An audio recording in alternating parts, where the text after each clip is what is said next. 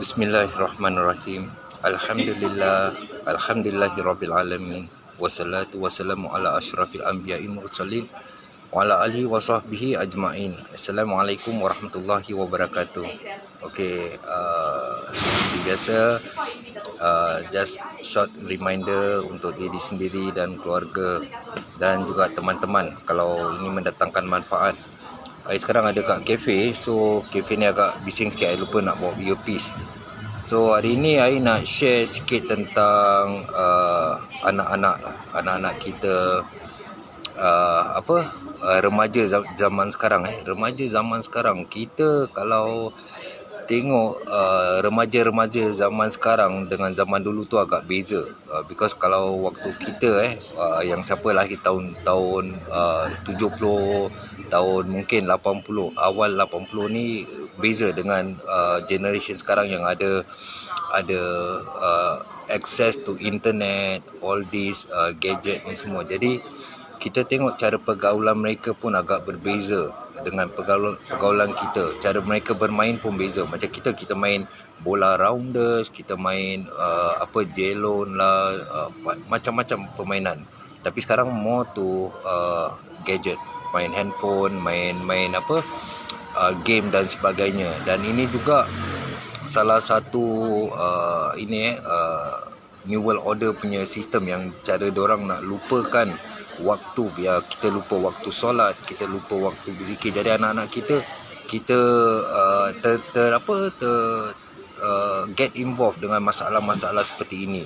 Lagi-lagi remaja yang kalau umur ke bawah 12 tahun. Okey, itu agak berbeza. Kalau diorang dah into game ni semua sampai diorang lupa diorang punya diorang punya time. Dan kalau kita tak take control, itu akan terbawa sampai umur mereka belasan, hingga ada yang umur 20 lebih pun masih fanatik main game, sehingga bila dah berumah tangga dia habiskan masa dengan game.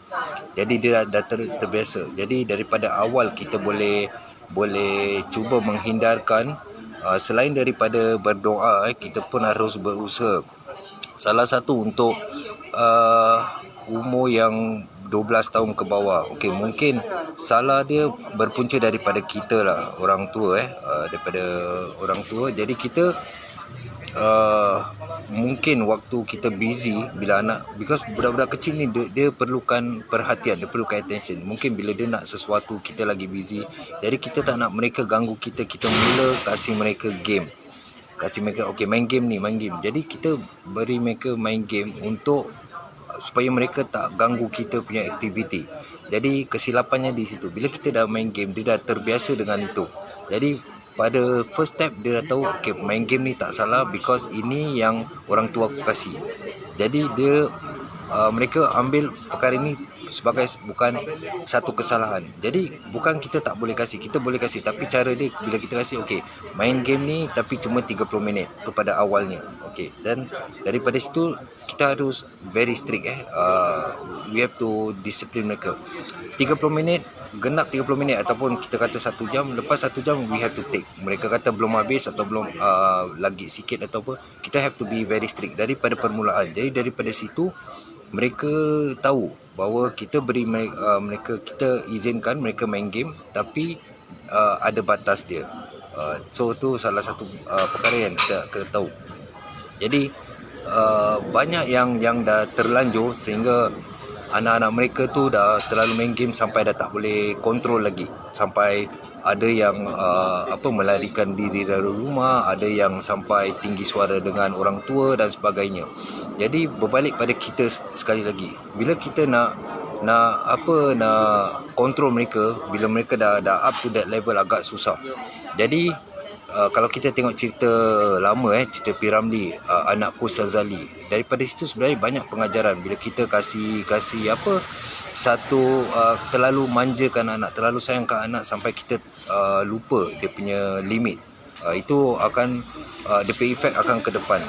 Kalau kita tengok orang yang lahir zaman 70-an, umur kita ni semua, alhamdulillah keluarga kita ni terlalu garang sampai kita kena pukul. Itu yang membuat kita jadi respect, kita hormat dengan orang tua kita. Kita nak tinggi suara pun kita takut akan dosa dan apa yang akan terjadi. Jadi itu dah jadi dari apa dalam darah daging kita. Jadi untuk salah satu solusi kita untuk yang bawah 12 tahun ni, kita boleh buat satu program untuk mereka dengan cara kita memberi mereka reward. Okey, contoh kita stop, kita ambil gadget mereka, handphone ataupun charger. Okey, pada permulaan memang mereka boring, marah, geram dan sebagainya. Tapi kita biarkan, kita jangan ikutkan apa yang mereka ingin lakukan. Jikalau up to that level mereka lari daripada rumah, kita harus tahu budak-budak gini mereka lari rumah tu tak boleh terlalu lama. Diorang tak tahu mana nak pergi, diorang perlukan makanan, pakaian, mereka pasti balik. Tapi kalau kita memujuk mereka baliklah gini-gini, itu yang membuat mereka fikir, lihatlah, at last aku boleh tundukkan orang tua aku, sehingga mereka merayu pada aku. Jadi kita harus be very strict, dan kita tahu sambil berdoa, kita tahu dan mereka akan balik ke rumah. Pasti, itu dah pasti. Tapi kita have to constant strict. At the same time, bila kita strict, kita firm kita nak kena lembut. Kita nak kena tahu bila kita harus berlembut, bila kita harus berkeras. Jadi untuk berlembut tu kita boleh hindarkan mereka daripada game. Kita boleh buat reward. Okey, kalau kau mengerjakan solat tepat pada waktu, 5 hari sehari tepat pada waktu, tak delay, engkau dapat main game selama 2 jam. Kalau engkau boleh buat solat sunat ni semua, aku akan naikkan 3 jam. So maximum 3 jam satu hari. So daripada situ kita disiplinkan. Dan mereka juga perlukan perhatian. Jadi kita ajak mereka keluar jalan sama-sama. Walaupun muka mereka tak suka jalan dengan keluarga, okey, kita ajak mereka keluar sama-sama, juga main game sama-sama. Kita boleh beli board game seperti Monopoly, Cluedo, Risk. So ini semua kita boleh main sama-sama. Cari satu permainan yang kita dapat duduk sebagai keluarga dan bermain bersama. Jadi mereka dapat bermain, dan permainan itu menggunakan otak dan communication antara kita. Jadi daripada situlah kita boleh masukkan sedikit nasihat, sedikit demi sedikit. Jangan pressure mereka, because budak-budak zaman sekarang tak suka pressure. Okey, lagi satu untuk yang 13 hingga 16, 17 tahun ni semua, itu agak critical, because that time mereka lebih percaya pada kawan daripada orang tua. So dorang bila ada problem tu, dorang sampaikan dengan kawan, tapi tak sampaikan dengan orang tua.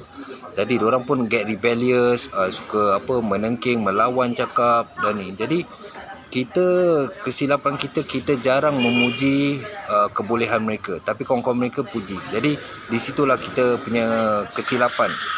Jadi kita harus biasakan, bila anak kita buat sesuatu yang bagus, yang baik, yang bermanfaat, yang dapat pahala, kita harus puji. Jangan lokek dengan puji, jangan pelik. Jadi bila kita nampak anak kita lakukan sesuatu yang baik, walaupun sedikit, kita harus puji. Wah, bagus sih, wah, pandai buat kopi, kita puji. Lagi satu contoh, kalau macam kita ada 2 anak yang kecil-kecil, dia nak siap tu lambat, suruh siap pakaian, kita nak keluar lambat. Jadi kita buatkan satu permainan.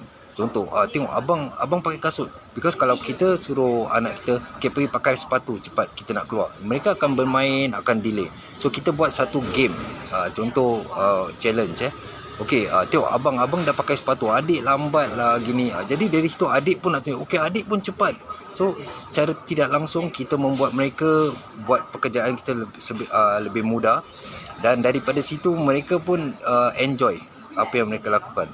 Yang untuk belasan tahun tu agak kritikal. Jadi kita nak kena selalu banyak bersabar, berdoa, dan selalu puji mereka, appreciate apa yang mereka lakukan. Dan jika mereka ingin berterus terang dengan kita, walaupun perkara itu salah, kita jangan terus marah. Kita diam, kita dengar dulu. After dia dah rasa confident dengan kita, baru kita nasihatkan dengan cara lembut. Jadi kita pun harus control lah cara kita berkomunikasi dengan anak-anak kita. Okay, semoga ini menjadi satu manfaat. Dan especially to me, kalau ada anak dengan keponakan, anak-anak saudara ni semua, I have to do the same juga. Sampai sini, Assalamualaikum warahmatullahi wabarakatuh.